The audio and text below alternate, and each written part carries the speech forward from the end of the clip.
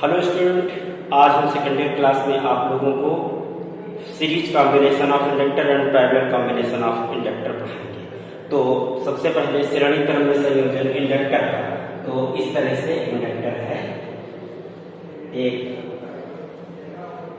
एक L1 है और एक क्या है L2 है। दोनों में बहुत करंट फ्लो, एक I करंट प्रवाहित हो रही है। तो ये L1 और ये L2 है। और electromotive force, induced electromotive force, इसके लिए क्या है E1 है और इसके लिए क्या होगा E2 होगा। दोनों में डिफरेंट होगी, करंट सेम फ्लो होगी, तो rate of change of current is equal होगी और इक्वल होगी इन बोथ इंडक्टर। अब क्या करेंगे, हम कहेंगे कि E1 इक्वल टू क्या हो जाएगा L1, माइनस होता है, माइनस L होता है, बट हमें माइनस इक्वल मतलब नहीं है। E1 equal to L di बटे dt और E2 इक्वल टू क्या हो जाएगा L2 di बटे dt। अब ध्यान देना, यहां से यहां तक इंड्यूस्ड इलेक्ट्रोमोटिव फोर्स डिफरेंट के सम के इक्वल होगा, यानी E1 प्लस E2 के योग के बराबर होगा। सो E इक्वल टू क्या हो जाएगा E1 प्लस E2, वैल्यू लिख देंगे तो E इक्वल टू क्या हो जाएगा L1 di बटे dt प्लस L2 di बटे dt हो जाएगा। ध्यान देना, di बटे dt कॉमन हो जाएगा, तो di बटे dt कॉमन ले लेते हैं। यहां से क्या मिलेगा L1 प्लस L2।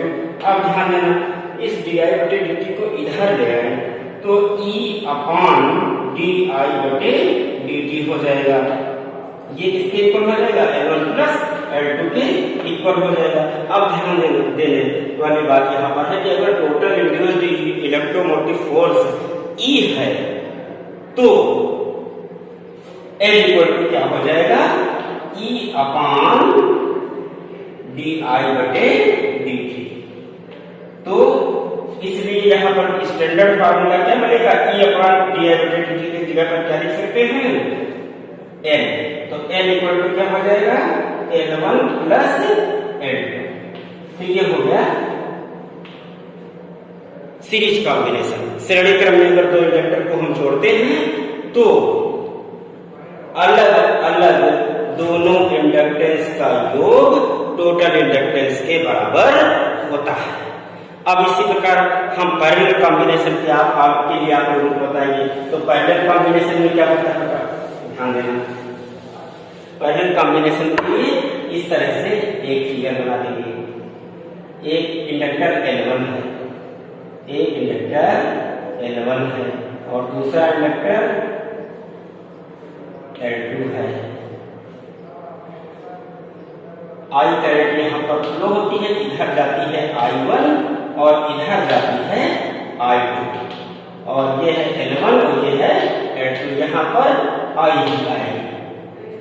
अच्छा, दोनों पैरेलल कॉम्बिनेशन में इंडक्टर है, इसलिए इलेक्ट्रोमोटिव फोर्स जो होगा वो दोनों में इक्वल होगा। इंड्यूस्ड इलेक्ट्रोमोटिव फोर्स दोनों में E ही होगा। और किरचॉफ लॉ से क्या लिख सकते हैं, I equal to I1 plus I2 लिखा जा सकता है। अब हम बताएंगे, अगर इसका हम डिफरेंशिएशन कर दें तो di बटे dt with respect to t, differentiate ये किरचॉफ लॉ से लिखा गया है, किरचॉफ के नियम से लिखा गया है कि एक सन्निकटन पर मिलने वाली धाराएं और निकलने वाली धाराओं का बीजगणितीय योग होता है, इसलिए I equal to I1 plus I2 के बराबर होगा। इस समीकरण का t के रिस्पेक्ट में समय के साथ अवकलन करने पर di बटे dt इक्वल टू क्या हो जाएगा di1 बटे dt प्लस di2 बटे dt। अब क्या करेंगे, अब यहाँ पर हम कहेंगे कि चूंकि ऐसा होता है कि दोनों में E इक्वल है तो E equal to L1 di बटे dt equal to L2 di बटे dt, ऐसा लिखा जा सकता है। L1 di1 बटे dt और L2 di2 बटे dt, और E की वैल्यू इक्वल है तो इसके लिए भी होगा और इसके लिए भी होगा। तो क्यों ना हम di बटे dt की जगह पर E अपान L1 लिख दे, di1 बटे dt की जगह पर E अपान L1 लिख दे, और di I2/dt की जगह पर E/L2 लिख दे। तो इस समीकरण में, इस इक्वेशन में वैल्यू लिखिए एंड और E इक्वल टू ऐसा भी निकाला जा सकता है L/di/dt टोटल इंड्यूस्ड ईएमएफ के लिए।